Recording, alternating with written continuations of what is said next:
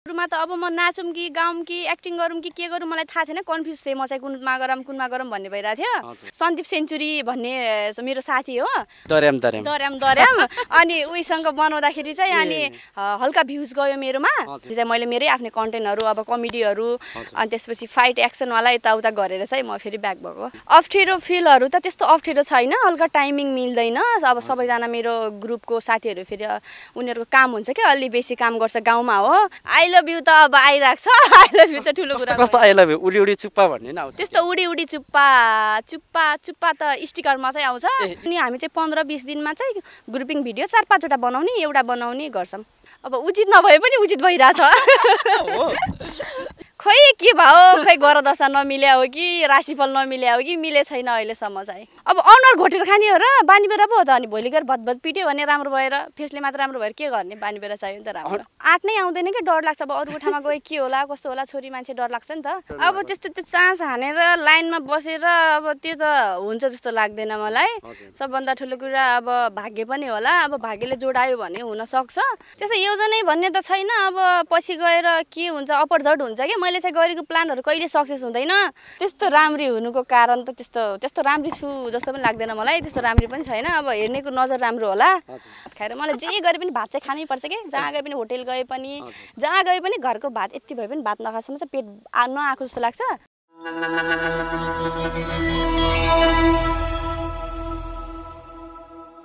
दर्शकवृन्द धेरै स्वागत छ तपाईहरुले यो हाइलाइट हेरेर पनि तपाईहरुले सबै कुराहरु थाहा पाइसक्नु भएको छ यति बेला भने हामीसँग दाङ जिल्लामा निकै नै आफ्नो छुट्टै पहिचान कमाउनु भएकी एक चेलीसँग हामी भेटघाट भएका छौं हामी उहाँलाई स्वागत गर्नेछौं स्वागत छ हजुरलाई धन्यवाद हजुरको परिचयबाट जाऊ है त मेरो परिचय करुणागिरी घरसाई घोराई 12 अहिले के गर्नुहुन्छ अचेल चाहिँ अहिले चाहिँ पढ्छु म पढाइ गर्दै हुनुहुन्छ हजुर तपाई पछिल्लो समय सामाजिक सञ्जालमा छुट्टै पहिचान कमाउनु भएको छ हैन कति सति भयो यो प्लेटफर्ममा लाग्न थालेको 5 वर्ष जति भयो 5 वर्ष भयो नि हजुर 5 वर्ष यतादेखि तपाई अझ भनौं भने चर्चामा आएको चाहिँ कहिले हो चर्चामा आएको त पहिले पनि म 2022 तिर आएको थिए 2022 मा आउनु हजुर आएको थिए अनि बीचमा चाहिँ त्यसै अब टिकटक पनि ब्यान्ड भयो अनि बनाउन पनि पाएन त्यस्तै भयो 2 वर्ष जति चाहिँ मैले छाड्यो अनि अहिले फेरि भाइरल भएको चाहिँ भयो होला लगभग 4-5 महिना जति भयो कि 5-6 महिना भयो भनेपछि तपाई बीचमा टिकटक ब्यान भइसकेपछि ब्याक हुनु भएको थियो हैन हजुर बीचमा टिकटक ब्यान्ड भइसकेपछि मैले चट्टै छाडे केही पनि युज गरेन चलाएन अनि फेरि भर्खर यही वैशाखदेखि हो वैशाखदेखि चाहिँ चलाउँदाखेरि चाहिँ अहिले फेरि यहाँसम्म आइपुग्नु भएको छ सुरुमा तपाई अब टिकटकमा जाँदाखेरि हैन टिकटकबाट चर्चामा आउनु भयो टिकटकमा जाँदाखेरि अब चर्चामा आउँदाखेरि चाहिँ कुन चाहिँ डान्स थियो नि तपाई चर्चामा आउनु मैले चाहिँ सुरुमा चाहिँ अब म के गरौँ सुरुमा त अब म नाचौँ कि गाउँ कि एक्टिङ गरौँ कि के गरौँ मलाई थाहा थिएन कन्फ्युज थिएँ म चाहिँ कुनमा गरौँ भन्ने भइरहेको थियो अनि पछिदेखि चाहिँ मैले एउटा मेरो सन्दीप सेन्चुरी भन्ने मेरो साथी हो दर्याम अनि उहीसँग बनाउँदाखेरि चाहिँ अनि हल्का भ्युज गयो मेरोमा अनि त्योदेखि चाहिँ हल्का भ्युज गइसकेपछि मैले आफै पनि मेहनत गर्न थालेँ आफै पनि सिंगल भिडियोहरू बनाइरहेको थिएँ गइ पनि राख्थ्यो भाइरल पनि भइरहेको थियो भनेपछि तपाई ड्रामसँग जोडिदाखेरि चाहिँ हजुर अलिकति चर्चामा पछिल्लो समयमा चाहिँ दर्यामसँग जोडिसकेपछि बल्ल मेरो आइडी चाहिँ फ्रिज भएको थियो होला सायद चाहिँ मैले मेरै आफ्नै कन्टेन्टहरू अब कमेडीहरू अनि त्यसपछि फाइट एक्सनवाला यताउता गरेर चाहिँ म फेरि ब्याक भएको एक्सनहरू यो कन्टेन्टहरू क्रिएट गर्दाखेरि हैन अब तपाईले विभिन्न संघर्षहरू भोग्नै त पर्छ नि हैन कतिको चाहिँ अप्ठ्यारो फिलहरू हुन्छ नि अप्ठ्यारो फिलहरू त त्यस्तो अप्ठ्यारो छैन हल्का टाइमिङ मिल्दैन अब सबैजना मेरो ग्रुपको साथीहरू फेरि उनीहरूको काम हुन्छ कि अलि बेसी काम गर्छ गाउँमा हो खेतीपाती यताउताहरू गर्छ अनि त्यही भएर उनीहरूको टाइमिङ मिल्न एकदम गाह्रो हुन्छ मेरो चाहिँ मिल्छ टाइम चाहिँ अनि हामी चाहिँ 15-20 दिनमा चाहिँ ग्रुपिङ भिडियो 4-5 वटा बनाउने गर्छौँ अनि अब तपाई टिकटक लाइभ पनि बस्नुहुन्छ हैन हजुर टिकटक लाइभ अब टिकटक लाइभमा बस्दै गर्दाखेरि चाहिँ अब कमेन्टहरू पनि गरिरहनु भएको हुन्छ तलदेखि कमेन्टहरू धेरै लर्को चलिरहेको हुन्छ अब हैन यति राम्री करुणा चाहिँ हैन अब करुणाको बोयफ्रेन्ड छ कि छैन भन्ने कुराहरू धेरैको चासो पनि बढिरहेको हुन्छ तलदेखि कमेन्टमा पनि ल है करुणा अब आई लभ यु भन्ने कुराहरू लड्को देखिरहेको थिएँ मैले हजुर हजुर आई लभ यु त अब आइरहेको छ आई लभ यु चाहिँ ठुलो कुरा कस्तो आई लभ यु उडी उडी चुप्पा भन्ने नि आउँछ त्यस्तो उडी उडी चुप्पा चुप्पा चुप्पा त स्टिकरमा चाहिँ आउँछ स्टिकर पनि त त्यही त होला नि अब त्यस्तो उडी उडी चुप्पा त आउँदैन कि अब मन पराउँछ लभ यु सबी भन्ने त सस्तै हुन्छ धेरै हुन्छ खास गरी त अब स्टिकरले पनि त्यही नै चिन्ह देखाउँदैन स्टिकरले चुप्पा त चुप्पै हो तर भन्न चाहिँ त्यस्तो चुप्पै त भन्दैन भनेपछि उडी उडी चुप्पा चाहिँ हुँदैन त्यस्तो उडी उडी चुप्पा हुँदैन अनि अब तपाईँ लाइभमा बस्दै गर्दाखेरि चाहिँ होइन धेरैजनाले तपाईँको बारेमा चाहिँ होइन अर्थ अझ भनौँ भने तपाईँको बोयफ्रेन्ड छ कि छैन भन्ने कुराहरू पनि धेरैजनाले सोधिरहनु भएको छ आम दर्शक श्रोताहरूले तपाईँले हेर्नेलाई चाहिँ ल करुणाको चाहिँ बोयफ्रेन्ड छ कि छैन भन्ने कुराहरू नत्र म पनि त क्युकमा छु नि भन्ने धेरैजना लड्का हुनुहुन्छ उहाँहरू चाहिँ के छ तपाईँको बोयफ्रेन्ड छ कि छैन नै छैन अहिलेसम्म तपाईँ सिङ्गल हो हजुर पक्का हजुर पक्का होइन होला यति राम्रो मान्छे अब सिङ्गल बस्नु त खास उचित त छैन होला अब उचित नभए पनि उचित भइरहेछ हो यो उचित चाहिँ कसरी सम्भव भयो नि अब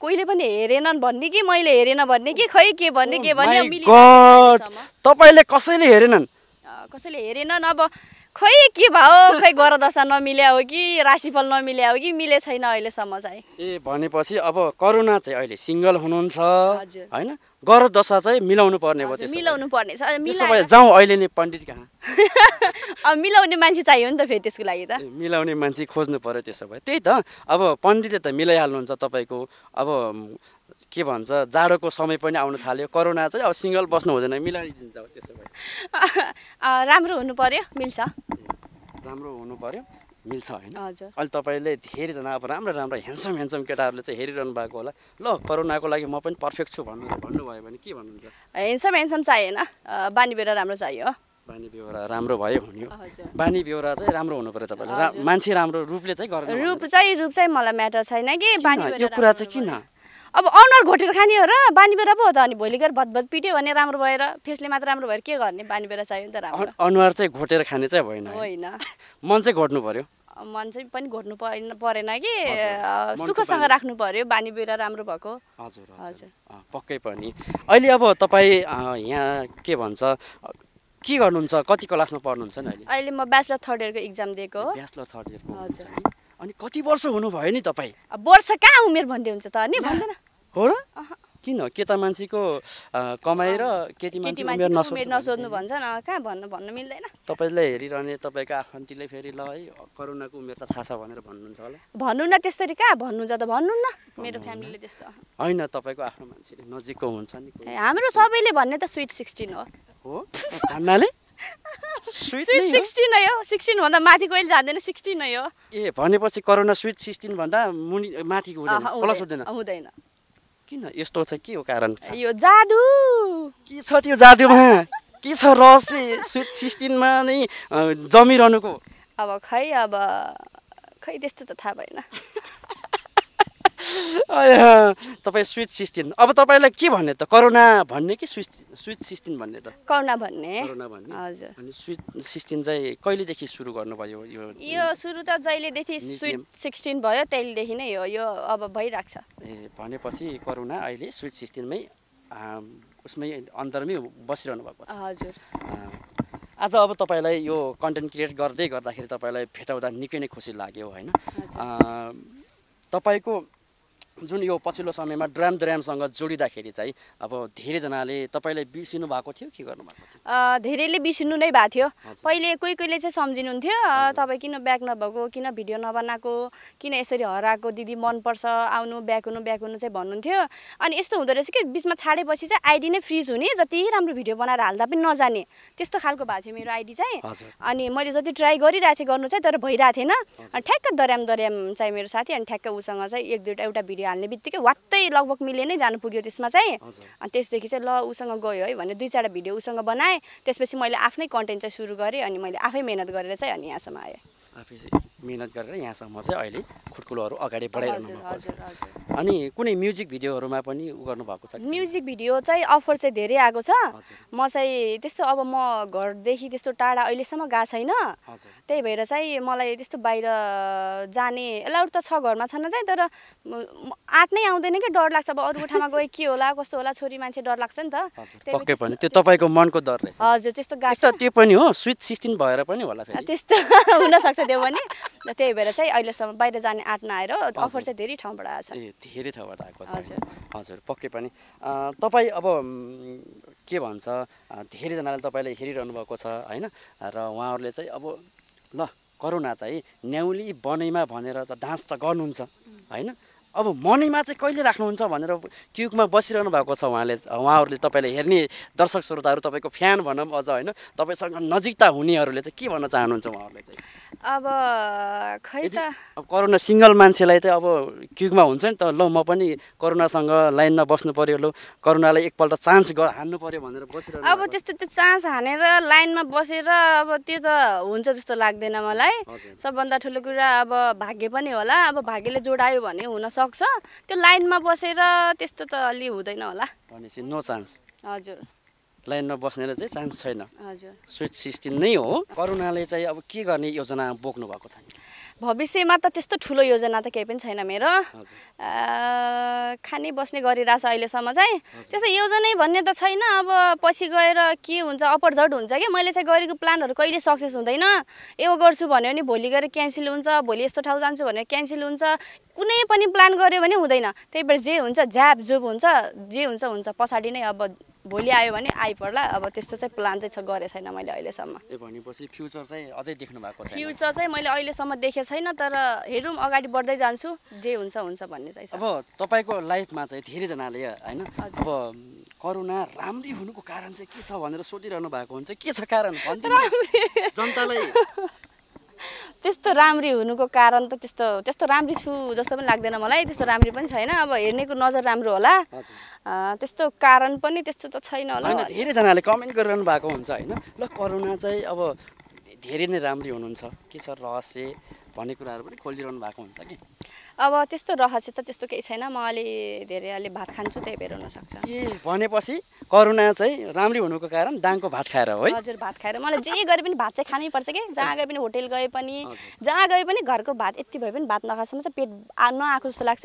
त्यही भएर जहाँ गए पनि भात धेरै खान्छु। अनि त्यही भएर जति पनि दर्शक श्रोताहरू हेर्दै हुनुहुन्छ करुणा राम्री हुनुको कारण चाहिँ यति भात खाएर राम्री हुनुभएको हो भन्ने कुरा चाहिँ स्पष्ट खोल्यो होइन? भात अलि धेरै खाएर, यति खाएर होइन अलि धेरै खाएर। धेरै खाएर है पक्कै पनि।